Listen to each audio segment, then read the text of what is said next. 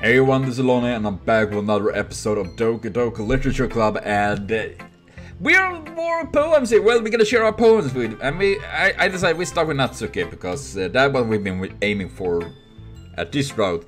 And yeah, thank everyone for that. I've been plaguing themselves to watch this with me. I mean, it's just me. Natsuki reads my poem. She keeps glancing at me, then back at the poem. By now she must have read it more than once. Aren't you supposed to be bad at this? Is that a compliment? No, I mean, you know, Natsuki's trying to find the words she wants. I just expect a lot less after what you showed me yesterday. That's all. Well, I guess I just got lucky with this one. Yeah, exactly! Lucky this! You just got lucky, you know. Don't get used to it. You won't always manage to write poems this cute. I mean, well written. No, I mean... So that's how it is. My poem is cute? No, why are you smiling? It's not like it's cute. That's to show my poem backwards to me. Reading it again, I decided it's not great after all. It's too cute and Doki Doki. It would only impress, you know, girls who like those kind of things. For some reason, Natsuki is incredibly easy to see through. Well, anyway, you're gonna read mine now, right? Judging by your taste, you'll probably like it a lot. You'll probably learn something too. Don't forget who real pro is. Who the real pro, okay. Amy likes spiders. You do that, Amy? Well, how about that? You know what I heard about Amy? Amy likes spiders. Icky, wriggle, hairy, ugly spiders. That is why I'm not friends with her. What? Amy has a cute singing voice. I heard her singing my favorite love song. Every time she sang the chorus, my heart would pound to the rhythm of the words. But she likes spiders. That's why I'm not friends with her. I don't know why the music and the weird text make me like mixed feelings about this. One time I hurt my leg really bad. Amy helped me up and took me to the nurse. I tried not to let her touch me. She likes spiders. Her hands are probably gross. That's why I'm not friends with her. Amy has a lot of friends. I always see her talking to people. She probably talks about spiders. What if her friends don't like spiders too? That's why I'm not friends with her. What is up with this? It doesn't matter if she has other hobbies. It doesn't matter if she keeps it private. It doesn't matter if it doesn't hurt anyone. It's gross. She is gross. The world is better off without spider lovers. And I'm gonna tell everyone. That is actually slightly creepy. Not bad, right? It's quite a bit longer than yesterday's. Yesterday was way too short. You're warming up. I hope you didn't think that was the best I could do. No, of course not. Anyway, the message is pretty straightforward in this poem. Yeah, you don't like spiders. I don't have to explain it. Sometimes you can explain complicated issues with much simpler analogies. And it helps people realize how stupid they are being. Anyone could agree that the subject of this poem is an ignorant jerk. Do you know people like that? Of course, it's about how everyone thinks. That doesn't matter. It can be about anything. I wrote it to be easy to relate to. Everyone has some kind of weird hobby or guilty pleasure. I know! Let's not dive into that one. Something that you're afraid of people find out, they make fun of you or think less of you. But that just makes people stupid. Who cares what someone likes as long as they're not hurting anyone and it makes them happy? I think people really need to learn to respect others for liking weird things. I mean, for this game to be having the warning text disturbing, there's actually lots of wisdom with this game. I mean, I agree with this. It's simply, I mean, we like different things. I don't like soccer, but I don't go and kick down other people that likes it. I'm like, not my thing, enjoy it. If you enjoy it, good for you. I will enjoy my things, you will enjoy yours, Simply about respect each other. And then we are humans, we only live once. Let's have fun time living. Well, you're definitely right. At least I can relate to that. And I'm sure a lot of other people can too. It's what I do best after all. I don't like writing unless there's a good message to take away from it. Like conveying emotion is important. But I want to make people think, not just feel. Remember that. I'm gonna write a good one for tomorrow too, so look forward to it. I'm actually making a bit nervous. I don't know why, but Sayori. Oh, I like this one-liner things. It has some nice feeling in it. Oh, I'm glad. Does that mean it's better than yesterday's? Let me think. I don't know. I guess I like them both. Oh my god, but she's adorable. That's not very helpful, you know. Well, I'm not very good at figuring out poems are good or bad, but that's why I just got to go by my heart. If it makes me feel things, then it must be a good poem. I'm not sure I'm not sure that's exactly how it works. Then again, I guess conveying feeling is a pretty important part of this whole thing. Yeah, maybe. Honestly, I don't even know what kind of writer you like in the first place. Yeah, me neither. Oh my god. Why don't you at least try giving it some thought? Oh, you want to write something for me? That's so sweet. Yeah, right. But you always think about other people. You need to think about yourself once in a while. If you don't, you might end up getting hurt at some point. Huh? Well, I don't really know what you mean, but try keep it in mind. Oh my god. Well, whatever. Anyway, let's see. I guess I like happy poems. Wait, sometimes I like sad poems too. Sometimes a little bit of both. There's a word for that, right? What's the word I'm looking for? Bittersweet! Yeah! I like things that are happy and things that are sad. Happy and sad? I can't see you liking something sad, Sayori. Well, I like happy the most. But sometimes when you have a little rain cloud in your head, a sad poem can help give that rain cloud a little hug. And make nice happy rainbows. Oh my god, but even her metaphors are cute. Sayori, that is unexpected poetic. It is? Maybe I'm getting better at expressing my feelings after all. Thanks, Landings. I should go write that down then. You can remember my poem now, right? Okay? Oh my god, this is a long poem. Bubbles! Up above my scalp like the lid of a cookie. What? Up above my scalp like the lid of a cookie jar? That sounds actually painful. It's a secret place where I keep all my dreams. Little balls of little balls of sunshine all rubbing together like a bundle of kittens. I reach inside with my thumb and forefinger and pluck one out. It's warm and tingly.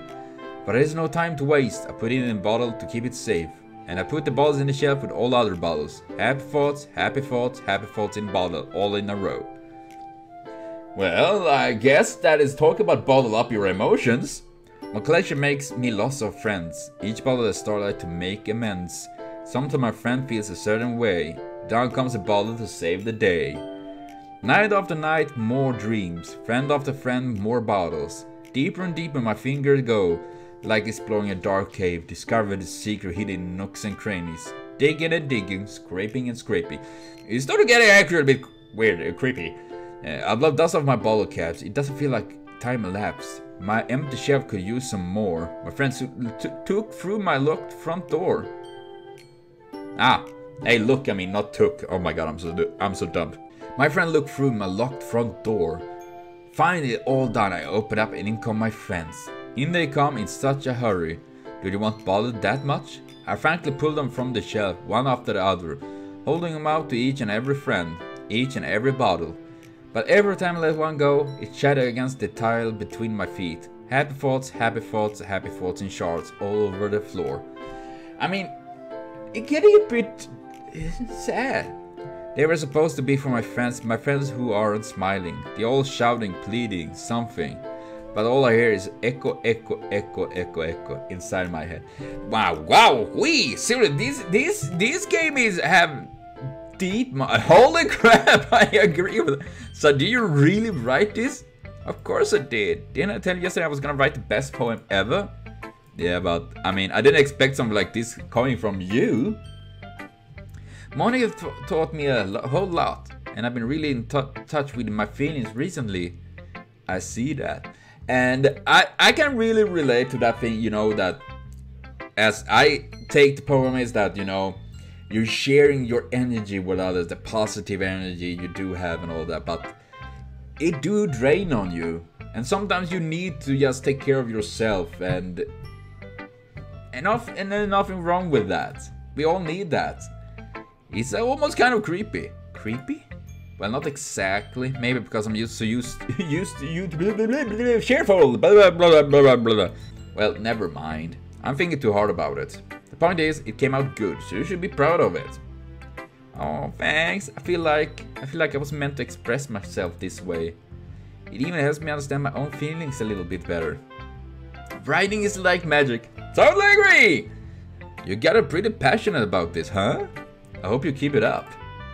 Yeah, writing is the best. I'm gonna keep writing until I die. Hopefully that takes a couple years before that happens. Don't get ahead of yourself.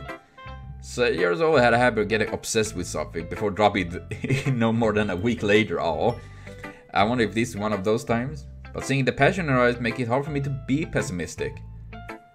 Yeah, about that. And now we're gonna go with Little Purple. Oh, is it my turn? Let's see how it compares to yesterday. I see. It's a bit different. I respect you for trying different things, Lanodinx. Were you inspired by Natsuki's poem? Or Sayori's, perhaps? Well, I guess you could say that. Oh, god damn it. My twitching fingers! I thought so. I'm happy for you. You don't need to find inspiration in my poems. I write them for myself. Oh, not for... I'm gonna do another Let's Play, but we go with Yuri instead. So don't worry. I hate her. See her sad. So I don't really need for people to like them or anything. Yuri, eh? I'm sorry for being blunt, but you're overthinking this a little. Overthinking is my speciality as well. Just because our styles are different doesn't mean I dislike your poem. In fact, if I tried to do something in your style, I would probably just do a terrible job. I see. I'm sorry. My stupid mind, it likes to do that sometimes. Well, I do know that wait well. Anxiety things like that definitely tend to do that. You don't need to be afraid to be a little more daring. Metaphors can be a long way. Don't feel like you need to work your brain like turning a bunch of gas. Try letting your mind wander through your feelings and write down the things you see and hear. That is one way to truly enable your reader to see into your mind. No one should actually read my mind. That is a, oh god damn it. It's a very intimate, yeah, that it is. I see. That's a certainly interesting technique. Thanks for sharing. I have, well, an example there if you would like to read it. Of course. Is there a poem you write for today? You're not, and Timothy hands me her poem. The Raccoon. Oh, I love raccoons. Oh my god, nee. Tifa, what are you doing? Behave. It happened in the dead of the night while I was slicing bread for a guilty snack. My attention was caught by the scattering of a raccoon outside my window.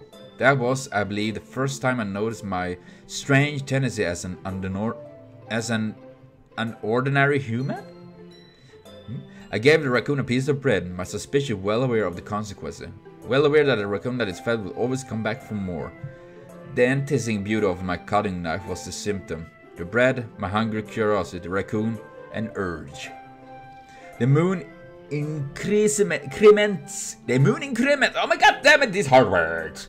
Its face and reflects that much more light of my cutting knife. The very same light that glistens in the eyes of my raccoon friend. A slice of bread, fresh and soft. The raccoon becomes excited. Or perhaps I'm merely projecting my emotion onto the newly satisfied animal. The raccoon has taken to following me. You could say that we've gotten quite used to each other. The raccoon becomes angry more and more frequently, so my bread is always handy. Every time I brandish my cutting knife, the raccoon shows me its excitement. A rush of blood, classic Padawan condition. I slice the bread and I feel myself. What? I was a little more daring with this one than yesterday. I can see that. It's a lot more metaphorical. Are her hunger a raccoon? I don't know if it's my fault, but I can't begin to imagine what this poem is about. That's right. It's a bit close to my preferred writing style. Using the poem as a canvas to express vivid imagery and conveying emotion through them. Yeah, if I take it at face value, then I can't even figure out what this is supposed to mean. Well, I think it's something that different people can relate to in their own way.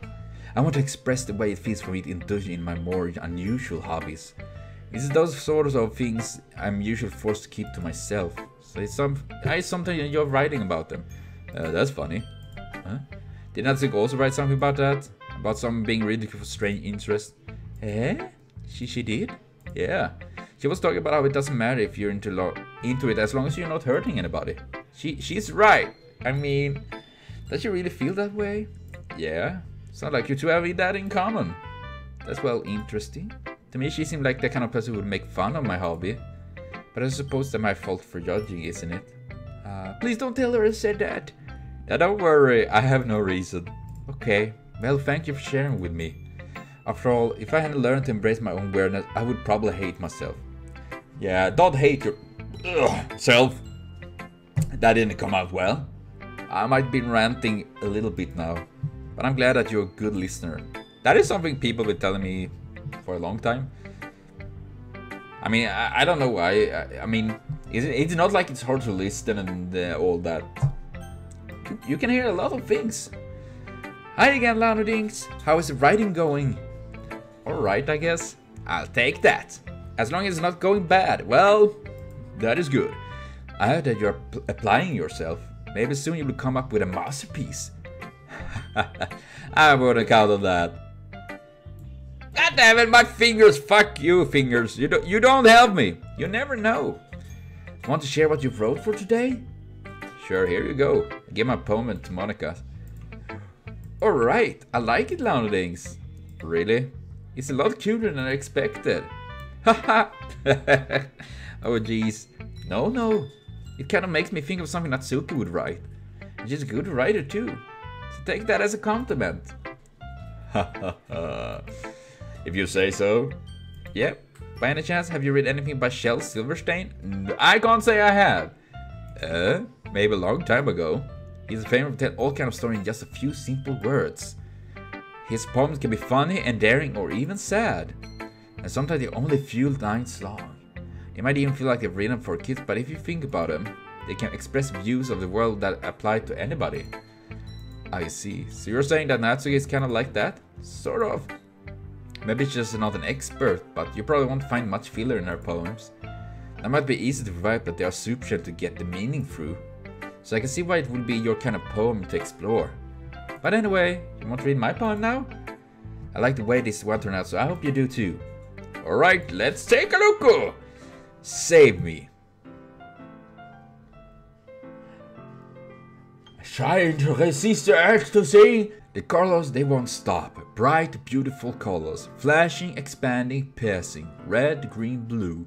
An endless cacophony of meaningless noise. The noise, it won't stop. Violent, grating waveforms. Squeaking, screeching, piercing. Sin, cosine, tangent. Like playing a sharp button on a turntable. Like playing a vinyl on a pizza crust. An endless poem of meaningless. Load me. What? Save me, load me, how that... Is that something meaning with that? I actually gonna try that just for fun of it. We're gonna save. I have a couple saves here. And then we're gonna load. See if something happens. I guess not. I mean, that would be quite fun. It's even more abstract than your last one, huh? I guess it's just the way I write. I'm sorry if you don't like it. Oh, I never said that. It's just kind of things I've never really seen before, I guess. I kind of like playing with space on the paper. Choosing where and how the space your words can totally change the mood of the poem. It's almost like magic. The way I wrote the lines are really short, make it feel like they're trying to speak over the noise. I see. You still offer me to tell what's about though. Oh. Something I ask you with a poem is about, is it the right question? A poem can be as a physical expression of a feeling, or a conversation with the reader. So putting it that way, not even every poem is about something. Anyway, here's Monica's writing tip of the day. Sometimes you will find yourself facing a difficult decision. When that happens, don't forget to save your game. You never know when you might change your mind, or when something unexpected may happen. Wait, is this even about writing? What have I even thought That's my life. Oh my god. That was pretty good actually. Thanks for listening. Okay, that was a hint. Okay everyone, we are all done reading each other's poems, right? I have something extra planned today, so if everyone could come sit at the front of the room. Is it this about the festival? Well, sort of. Do we really have to do something for the festival? It's not like we can put together anything good in just a few days. Because I now embarrass ourselves instead of getting new members. That's a concern of mine as well. I don't really do well with last minute preparation. Don't worry so much. We're going to keep it simple, okay? We don't need much more than a few decorations. Sarah has been working on poster and I designed some pamphlets we can give out during the events. Okay, that's great and all. But that doesn't tell us what we're actually going to be doing for the event. Oh, sorry, I thought you heard about it already. We're going to be performing. What? Monica. Yeah, we're going to be having a poetry performance. Each of us like, oh my god. This is gonna end bad. But the cool part is we're also going to let anyone else come up and recite poems too. So you're putting it all on the post in case anyone wants to prepare ahead of time. Hehe. So I've been coloring a poster holds up for us to see. Are you kidding me, Monica? You didn't already start putting those posters up, did you? Well, I did. Do you think that that's a bad idea? Well, no, it's not a bad idea. But I didn't sign up for this, you know. There's no way I'm going to be performing in front of a group of people like that. I agree with Natsuki. I could never in my life doing something like that. Imagine it, Yuri shake her head in fear. Guys, no, said Yuri. I understand where they're coming from. I remember that Natsuki and Yuri have never shared their poems with anyone until just a couple of days ago. It's allowed to ask for them to recite their poems out loud to a whole room full of people. Guess I kind of overlooked that, so I'm sorry. But I think we should give it our best. We're the only ones responsible for the fate of this club. If we start the event and each put on a good performance, then it will inspire others to do the same. And the more people who perform, the better we'll be able to show everyone what literature is all about. Yeah! It's about expressing your feelings. Yeah, being intimate with yourself. Finding a new horizon. There's something over there! And having fun! Yay! That's right! And it's those reasons that we're all in this club today. Don't worry, don't you want to share that with others? To inspire them to find the same feeling that brought you in here in the first place? It was cupcakes and boobies, so yeah, sure, go ahead. I know you do. I know we all do. And if it all takes you standing in front of the room for 2 minutes and reciting a poem, then I know you can do it. Snap! She got them in a barn lock there. Natsuki Yuri remains silent. Yuri looks worried. I guess that'll leave me no choice. Bring out the big guns. I agree. I don't think it's too much to ask. I think that Jordan and Monica have been trying really hard to get new members. The least we can do is to help them a little bit. Well, maybe, but it looks like Natsuki doesn't have any argument left. Okay, fine. I guess I just have to get it over with. Alright. Phew. Thank you, Natsuki. What about you, Yuri? Yuri dejectedly glanced around at everyone else's expected face. I guess I don't really have a choice. That's everyone! You're the best, Yuri! This club is seriously going to be the death for me. Oh gosh, you'll be fine, Yuri. But anyway, let's move on to the main event. There's a main event? I want each of you to choose a poem of yours. We're going to practice reciting them in front of each other. No way, Monica. This is too sudden. I'm not prepared. I don't know. Well, if you can't recite your poem in front of the club, how do you expect to do it in front of strangers? Oh no, don't worry. I thought I help everyone feel a little more comfortable. Oh really? Yeah, you're free to do that. Can I go next? Of course. Now let's see. Monica flips through her notebook to the specific poem that she had in mind for herself. She then stands behind the podium. The title of this poem is The Way They Fly. Monica begins reciting her poem. Her clear, confident voice fills the room. More than that, her inflection is pristine. She knows exactly how to apply emotion behind each line she recites, bringing the words to life. Is this something she's done before, or is she simply natural? I glance around. You didn't see that? Everyone has their eyes on Monica, so Jory looks amazed. Jory has an intense expression on her face that I don't understand. Finally, Monica finished the recitation. The four of us applaud. Not bad, not bad, very fantastic. Monica takes a breath and smiles. That was so good, Monica. Thank you very much. I was hoping to set a good example. Are you ready to go next, Jory? I'll go next. Jory's fired up all of a sudden. Jory clutches a sheet of paper between her hands and stands up. Keeping her head down, she walks quickly over to the podium. This poem is called... Jory anxiously glances at each other of us. You can do it, Jory. It's called After Image of a Crimson Eye. Jory's voice shakes as she starts reading the poem. Just a moment ago, she practically refused to do this. Why is she suddenly putting in so much effort? Jory gets past the first couple of lines, her voice changes. What are you doing, cat?